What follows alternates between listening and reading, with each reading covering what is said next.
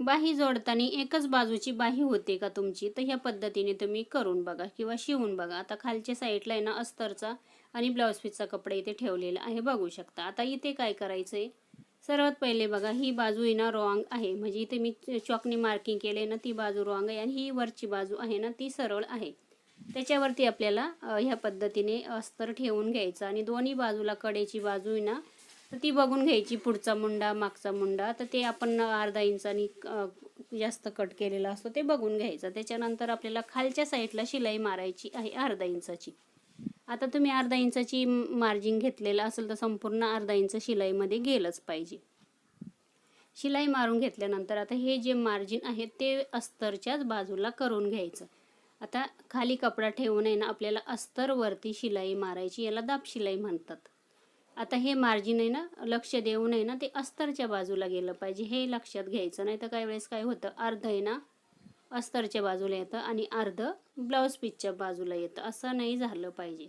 हे खूप अशी आहे ना काही काही आपल्याला गोष्टी लक्षात ठेवायच्या असते, म्हणजे फिनिशिंग येते त्याने.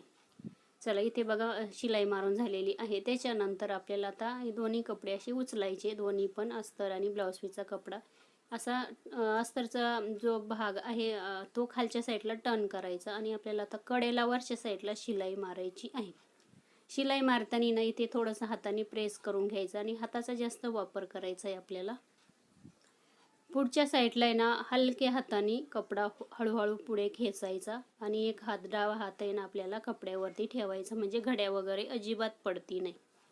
संपूर्ण शिलाई मारून झाल्यानंतर आहे ना आपल्याला आता अस्तरच्या वरती संपूर्ण कडेला शिलाई मारून घ्यायची आहे. ती पण शिलाई किती मारायची, अगदी एक लाईनी इतकी, जास्त नाही शिलाई घ्यायची, थोडीच शिलाई घ्यायची, एकदम कडेला एकदम मारून घ्यायची शिलाई. इथे पण कपडा गोळा नाही झाला पाहिजे, याची पण काळजी घ्यायची आपल्याला व्यवस्थित अशी. आणि दोन्ही बाजूने अशा ह्या पद्धतीने बाहीला जोडून घ्यायचं अस्तर वगैरे. आणि तुम्ही बघू शकता एकच बाही अशी होत नाही, समोरासमोर पहिले ठेवून बघायच्या दोन्ही बाह्या आणि ह्या पद्धतीने अशी शिवून घ्यायची.